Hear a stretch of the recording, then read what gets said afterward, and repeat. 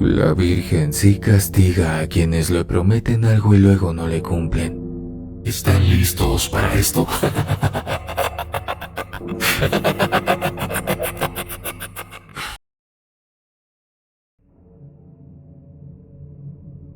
El secreto de la basílica.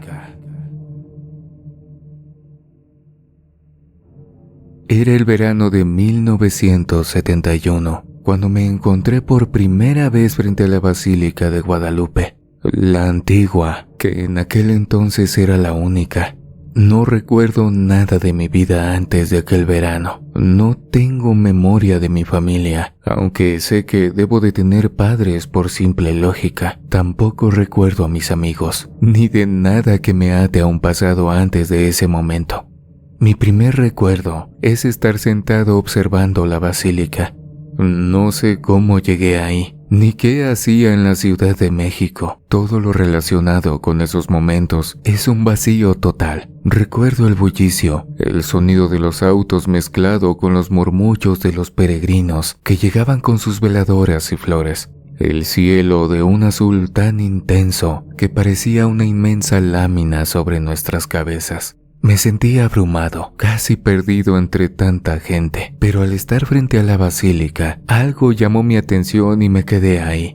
Lo que sí sé exactamente es por qué me quedé ahí. Aquello que vi ese primer día fue algo que nadie más notó, algo que me impactó profundamente. No fue la estructura ni la gente, fue algo más, algo que me hizo quedarme esperando, con la esperanza de verlo nuevamente y confirmar que fue real.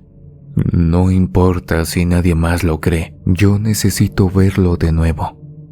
Me quedé sentado en una banca de la explanada, mirando hacia la basílica sin saber si alguien debía acompañarme o si notarían mi ausencia. No me buscaron de inmediato, o al menos eso creo, y yo no me moví, ni siquiera cuando el sol comenzó a bajar y las sombras se alargaron. Con el paso de los años, me convertí en parte del paisaje. Nadie notaba mi presencia, como si fuera un elemento más en el lugar. En 1974 empezaron a construir la nueva basílica. Estuve ahí desde el primer momento en que llegaron las máquinas y los obreros. Me levanté de mi banca para acercarme y ver cómo colocaban las primeras estructuras, cómo el terreno era modificado para dar cabida a algo más grande, algo que pudiera sostener el flujo creciente de los peregrinos. La antigua basílica ya no bastaba, estaba inclinándose, cediendo ante el peso del tiempo y el subsuelo de la ciudad. Fue un proceso muy largo y yo estuve ahí cada día, observando cómo el concreto iba tomando forma, cómo la nueva edificación se levantaba orgullosa, moderna, pero sin perder la esencia del lugar sagrado que todos veneraban. A mí no me importa lo que piense la gente, ni su devoción, ni su sufrimiento o alegría. Estoy aquí solo esperando. He visto generaciones de peregrinos venir y partir, pero eso no tiene importancia para mí. He sido testigo de la vida, pero mi único interés es volver a ver aquello que presencié aquel primer día. A veces me levanto para estirar las piernas, camino alrededor de la explanada, observo a los vendedores ambulantes, escucho los rezos del interior. También me levanto para comer o ir al baño, pero siempre regreso. De noche, cuando las luces iluminan la nueva basílica, me siento a mirar las estrellas y las sombras en la fachada moderna, mirando la antigua que sigue ahí, desgastada por el tiempo, pero todavía presente junto a la nueva. A veces pensé en irme, pero siempre decido quedarme. No es por costumbre ni pertenencia, simplemente sigo esperando a ver aquello una vez más. Nada más me importa realmente. La mayoría de las personas no notan que estoy aquí. En raras ocasiones alguien me pregunta qué hago, por qué no me voy. Algunos creen que estoy loco o que soy un mendigo sin rumbo. La verdad es que me da igual lo que piensen. Uno de los eventos más perturbadores que he visto es cómo los ojos de la imagen de la Virgen se mueven. No lo he visto una ni dos veces, sino en 7 ocasiones. Siempre sucede de la misma manera. Los ojos de la Virgen, que en teoría deberían estar inmóviles, giran y miran fijamente a una persona específica. Y esas 7 veces sin excepción, la persona a la que Virgen ha mirado era un judío. No sé si haya algún significado detrás de esto, pero es imposible no notarlo. Es como si la imagen estuviera consciente de su alrededor y seleccionara específicamente a quién observar. Y ese alguien siempre ha sido un judío. Otra de las cosas extrañas que he podido presenciar no se ve, sino que se escucha. En el sótano de la vieja basílica he oído voces, susurros y quejidos. Personas que se quejan y suplican que la saquen de ahí. Lo más inquietante de todo es que esas voces parecen provenir de aquellos que fueron enterrados allí. Se supone que están en un lugar sagrado, descansando en paz, y sin embargo sus lamentos indican todo lo contrario. Lo que yo creo es que como la vieja basílica fue construida sobre un antiguo templo azteca, un lugar que antes era sagrado para los indígenas, tal vez las almas de los católicos enterrados ahí no son bienvenidas. Quizá los antiguos espíritus de ese lugar rechazan la presencia de quienes descansan sobre esas tierras. Tal vez esas almas nunca podrán encontrar paz, porque están en un sitio que no les pertenece. Un lugar que sigue siendo reclamado por aquellos que lo veneraron primero. He presenciado cosas.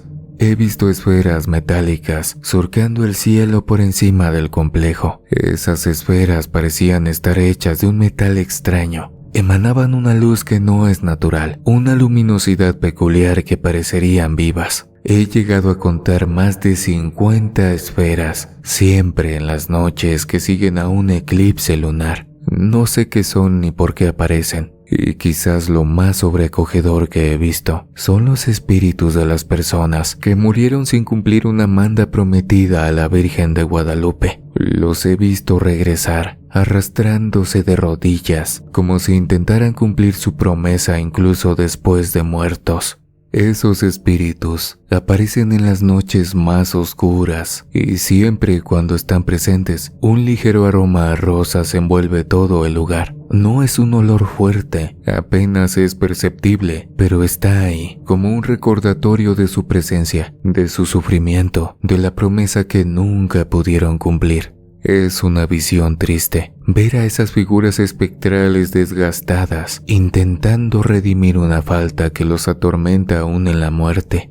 Estas son algunas de las cosas que he visto a lo largo de los años, cosas que pocos creerían si las contara. No sé por qué se me permite ver todo esto, supongo que es parte de mi propósito. Observar a las basílicas me ha revelado la cara oculta de todo lo que involucra a la Virgen de Guadalupe y a los 2 edificios que se levantaron en su honor. Al mirar a la antigua basílica, siento que nuevas piezas de un rompecabezas aparecen en mi mente, siempre relacionadas con la Virgen. Cada mirada me conecta con un aspecto distinto de su historia y devoción. Al observar a la basílica moderna, esas piezas cobran vida y se conectan, formando patrones antes invisibles. Es ver cómo las piezas encajan. Todo empieza a tener sentido. No sé si alguien más podría experimentar lo mismo, pero mi propósito es estar aquí, ensamblando el rompecabezas.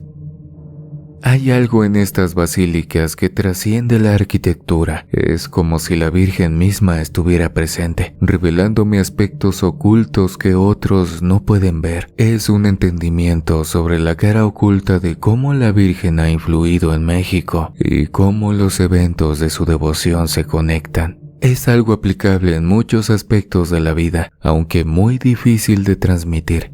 Es una revelación que se manifiesta en mi mente a modo de imágenes, hasta que todo encaja. La antigua basílica me da los elementos, las raíces del culto, mientras que la nueva ordena ese conocimiento, lo hace palpable y actual, conectando el pasado con el presente. Ambas son necesarias como 2 mitades de un todo que solo puedo entender observándolas continuamente. Por eso sigo aquí, día tras día mirando. No busco respuestas convencionales ni verdades universales. Mi propósito es armar el rompecabezas completo. Creo que la última pieza será volver a ver aquello que vi la última vez, y espero vivir lo suficiente para saber que fue real.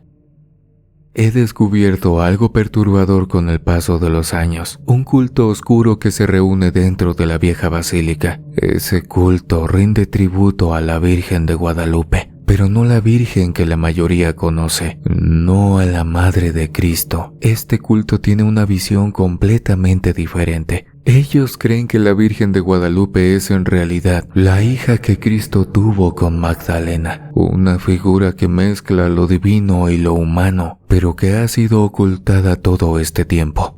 En algunas de esas reuniones en la vieja basílica han estado presentes ciertas figuras que uno no imaginaría involucradas en algo así. Me refiero a un expresidente famoso por su habilidad para mover los hilos desde las sombras. Aquel hombre que alguna vez fue el más buscado por la ley en el país. Y también a cierto empresario, cuyas riquezas lo convirtieron en uno de los más poderosos del planeta. También el llamado jefe político de México. Un nombre que en su momento inspiraba respeto y miedo. Incluso he sabido de la presencia de un afamado exfutbolista que tras retirarse decidió involucrarse en la política, y también un joven piloto que lleva los colores del país en los circuitos internacionales más veloces. No es que no quiera mencionar sus nombres, es solo que yo sé que mi testimonio va para un video y por eso no los menciono.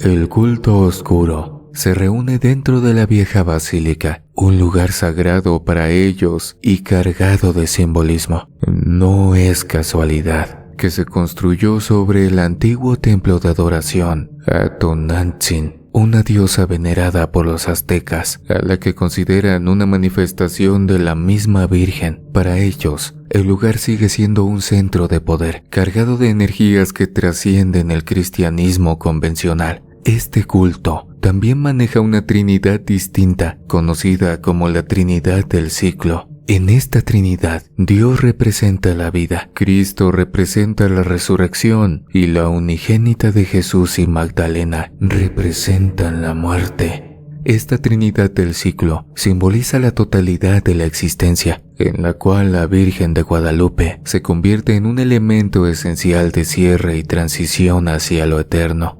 reafirmando su papel no solo como protectora, sino también como la que guía el final del ciclo de la vida.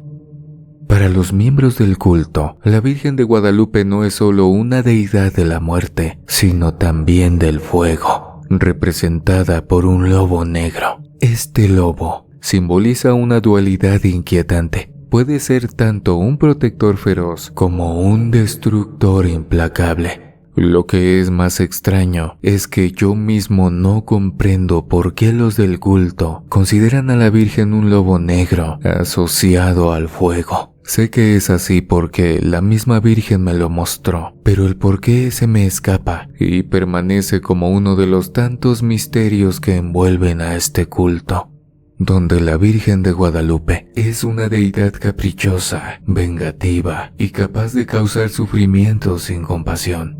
Le atribuyen características de diosas antiguas como Inanna, Ishtar y Cibeles, enfocándose únicamente en sus aspectos más oscuros, el capricho, la venganza y la capacidad de causar dolor. Para el culto, la Virgen es demandante, requiere devoción absoluta y no perdona a aquellos que la traicionan. Las creencias del culto oscuro se sostienen sobre la idea de que quienes hacen una manda y no la cumplen deben ser castigados, deben sufrir. Ellos están convencidos de que la unigénita de Cristo y Magdalena tienen el permiso divino para aplicar castigos sobre aquellos que le prometen algo y luego no cumplen. Este permiso no es cualquiera, es un castigo divino que se ejerce bajo reglas muy específicas, según las cuales la Virgen no puede dañar directamente a la persona que hizo la manda. En cambio, ella castiga afectando a alguien cercano a esta persona, desquitándose de alguna manera indirecta. Los del culto oscuro no son una secta cualquiera. Ellos se consideran guardianes de la voluntad divina de la unigénita y tienen un conocimiento amplio sobre celestiales. Comprenden que los permisos divinos están sujetos a ciertas restricciones y que el poder de la Virgen tiene limitaciones. Ellos saben bien que en los casos donde la Virgen no puede aplicar el castigo debido a la falta de un ser cercano al deudor, se requiere de una intervención directa para restablecer el equilibrio roto. Es entonces cuando el culto se convierte en la mano ejecutora de lo que ellos llaman justicia divina. Este proceso es meticuloso y aterrador. Primero rastrean a quienes han fallado a la Virgen. No importa dónde se escondan, el culto siempre los encuentra. Cuando finalmente los capturan, los llevan al sótano de la vieja basílica. Es un sitio que, según ellos, se encuentra cargado de energía. Al haber sido construido sobre el antiguo templo de Tonantzin, ahí los miembros del culto realizan un ritual macabro. Este ritual no es solo un sacrificio, es un acto de ofrenda, de entrega completa de la vida de aquellos que no cumplieron su promesa. La persona es sometida a un proceso muy cruel y doloroso, en el que utilizan una obsidiana para retirarle toda la piel, mientras que aquel que no cumplió su promesa sigue respirando. Los miembros del culto creen que la obsidiana es el medio más puro para llevar a cabo este ritual y que a través de ella logran un vínculo directo con la voluntad de la unigénita. Para ellos el dolor y el líquido rojo son un medio para obtener el perdón y solo de esta manera logran satisfacer a la Virgen, cerrando el ciclo de devoción y castigo que había quedado roto cuando la promesa no se cumplió. Después de retirar toda la piel, se la coloca el sumo sacerdote del culto oscuro, y si es que el deudor aún sigue respirando, él termina de saldar la cuenta. Este acto, según las creencias, es para saldar cualquier promesa incumplida. Para ellos ese acto no es solo un castigo, sino una forma de asegurar de que la Virgen esté satisfecha. Así los del culto oscuro actúan como los ejecutores de la justicia que ellos creen que la Virgen desea. No es una cuestión de simple fanatismo, sino de una profunda convicción de que su papel es esencial para mantener el equilibrio entre lo divino y lo humano. Ellos creen fervientemente que sin sus acciones las promesas incumplidas quedarían impunes y que el poder de la Virgen sería menospreciado. Por eso asumen el rol de verdugos y guardianes, convencidos de que el sufrimiento que infligen es justo y necesario para preservar la integridad del pacto divino. A pesar de que no estoy de acuerdo con la visión que ese culto oscuro tiene, hay algo de lo que sí estoy seguro. La Virgen sí castiga a quienes le prometen algo y luego no le cumplen. He visto con mis propios ojos cómo algunos han recibido su merecido por no cumplir sus promesas. Uno de los casos que más tengo presente es el de una mujer que vino desde Tamaulipas. Llegó hasta la basílica para pedir por la salud de su hijo, que padecía de una enfermedad muy rara y cuyo estado era delicado. Desesperada, la mujer le prometió a la Virgen que, si el niño se curaba, lo llevaría cada año a la basílica en agradecimiento, y milagrosamente ese pequeño mejoró. 3 meses después, la mujer volvió a la basílica acompañada de su hijo para cumplir su promesa. Durante 3 años consecutivos, la mujer llevó a su hijo, siempre cumpliendo su palabra. Pero llegó el 4.º año y la mujer no apareció, ni siquiera ella se presentó. Ese año me mantuve despierto hasta el último minuto del 31 de diciembre, esperando verla, pero nunca llegó. Pasó una semana más hasta que finalmente vi otra vez a la mujer, pero llegó sola, vestida completamente de negro. Su hijo había muerto. Me contó que durante el primer minuto del primer día de enero, el niño sufrió un infarto y falleció. La Virgen le había arrebatado a su hijo por no cumplir la promesa que había hecho. Ese suceso se quedó grabado en mi mente. Me hizo comprender que no se puede tomar a la ligera una promesa hecha hacia la Virgen de Guadalupe. Aquellos que prometen y luego olvidan o deciden no cumplir, tarde o temprano enfrentan las consecuencias. Y pues de cosas como estas es de las que se agarran los del culto oscuro para sustentar sus creencias tan anómalas. El asunto es que hay ocasiones en las que la Virgen no castiga a quienes no le cumplen. En esos casos, son los del culto oscuro los que se encargarán de hacer el trabajo. Según ellos, la Virgen nunca castiga directamente al que hace la promesa. Ella siempre lo hace con alguien cercano. Generalmente para quien se pidió el milagro. Debo admitir que hay demasiadas cosas raras detrás de la verdadera identidad de la Virgen de Guadalupe.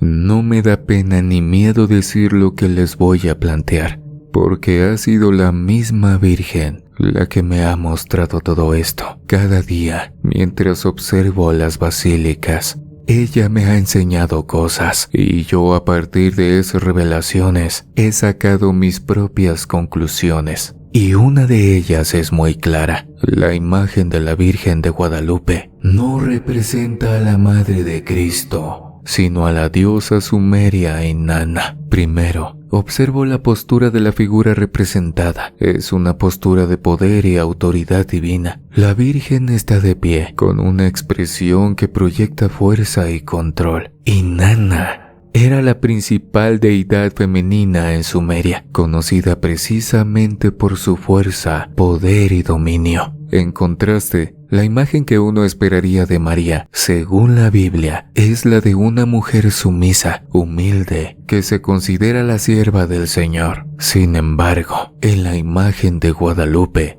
no veo humildad, veo poder. Luego está el mando cubierto de estrellas. Este detalle simboliza el cielo nocturno y el dominio celestial. Es una característica importante que Inanna compartía, ya que en la antigua Sumeria se le conocía como la Reina del Cielo. Este título encaja perfectamente con la representación que veo cuando observo el manto estrellado de la Virgen de Guadalupe. Para mí, cada una de esas estrellas en su manto es un reflejo de la conexión con lo cósmico y lo divino, características que pertenecen a una diosa como Inanna, no a la María que conocemos de los evangelios. La postura erguida y majestuosa de la Virgen de Guadalupe, combinada con todos estos símbolos cósmicos, sugiere una deidad pagana que reclama adoración. No es la postura de una humilde sierva del Señor, como se presenta a María en la Biblia. Esta imagen es la de alguien que posee autoridad sobre el cosmos y sobre la vida. Alguien que demanda y exige devoción y adoración. Esta es una característica propia de Inanna, la Reina del Cielo, no de María. Además de todo esto, hay una conexión muy clara en las Escrituras. En Jeremías 7:18 y Jeremías 44 del 17 al 19, Dios condena la adoración a la Reina del Cielo, una deidad pagana, y aquí está la clave. Si Dios condenó esa adoración, ¿por qué permitiría que la imagen de la madre de su hijo tuviera todos los símbolos de una reina del cielo? Eso es lo que me hace pensar que la figura que vemos no es realmente María, sino una representación de una deidad pagana, precisamente de Inanna, la reina del cielo. No tiene sentido que una figura que es condenada en las Escrituras sea luego usada para representar a la Madre de Cristo. Es por eso que creo que la imagen de la Virgen de Guadalupe es la representación de la diosa Inanna, la reina del cielo, con todos sus símbolos y poder.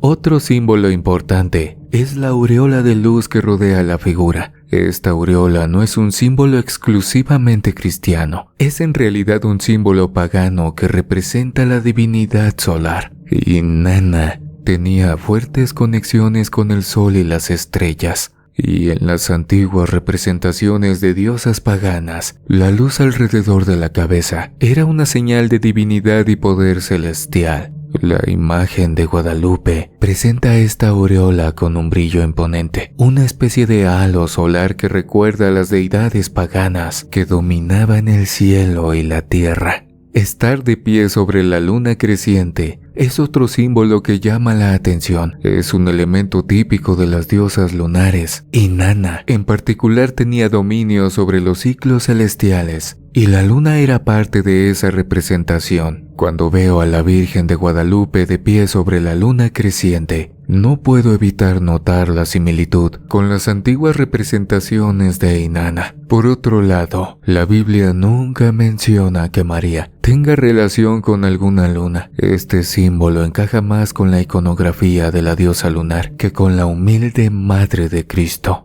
El supuesto ángel que sostiene a la Virgen también tiene otro significado si lo miro desde lo que la Virgen María me ha mostrado. No es un ángel, al menos no en el sentido cristiano de la palabra. En la mitología sumeria, los dioses siempre estaban acompañados por asistentes divinos, seres menores que los apoyaban en sus acciones y propósitos. La figura que sostiene a la Virgen se asemeja más a uno de estos asistentes divinos que a un ángel cristiano. La posición y la función que cumple en la imagen, elevando y sosteniendo a la figura principal, son similares a las funciones de estos asistentes en la mitología sumeria, más que a las de los ángeles del cristianismo. Los diseños florales y naturales presentes en la vestimenta de la Virgen también apuntan hacia una diosa de la fertilidad.